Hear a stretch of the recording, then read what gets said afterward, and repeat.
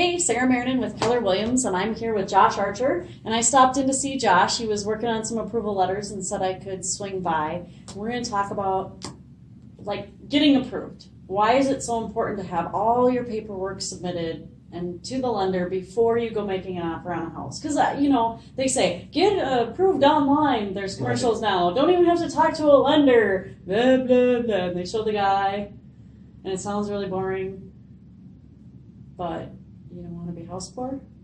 Right. I think the biggest thing, Sarah, would be with all those documents coming in, it really supports your budget that you want to be in, and making sure there's no anything that's going to come unexpected. Having an underwriter look at it really solidifies and makes you as the realtor, them as the borrower, the seller, confident and comfortable that they're going to be able to perform on the loan. We've seen a lot of dropouts this year.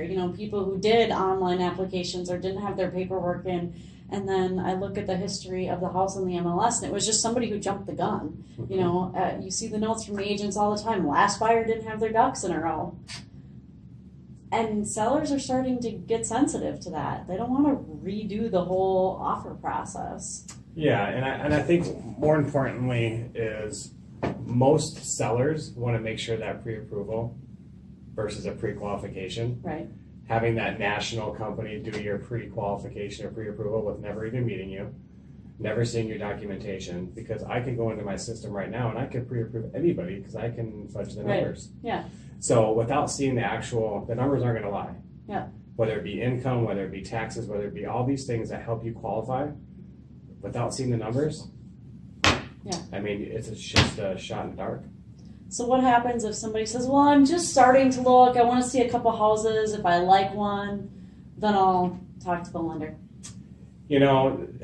Most of the relationships I have, like with you, without that pre-approval, because here's the biggest thing, more for the client than you or the seller. That's what I'm here for. What if you went to a house, Mr. and Mrs. Borrower, and you really loved that house, you didn't have a pre-approval letter, and you couldn't write an offer?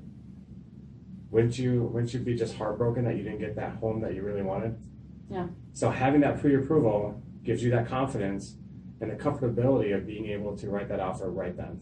Or what if you don't know about some of your debt obligations? Like you don't realize how your credit cards count against you, or so you're going along all this time saying, yeah, this is only about a 40% of my income payment. That should be just fine. And then deferred student loans or other things creep up on you. Yeah, and especially with the student loans, we're seeing a lot of that because it's either you're in a deferred payment, we still have to amortize that 1%.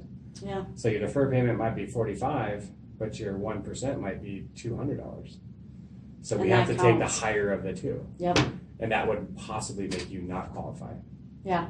Or just lower your purchase price. Well, and if you were doing your own estimates or your own online calculators and you didn't know everything you needed to plug into those numbers, it's a big misconception of what you're thinking you could qualify for, or you're thinking you're budgeting for $1,200 a month and really you're going to be at $1,400. How's that going to affect you? Yeah. Can you again still going comfortable? out? Yeah, I can afford it, but again, that word, I'm going to be house poor. Yeah. A little bit on the side of that too is because you were just talking payments.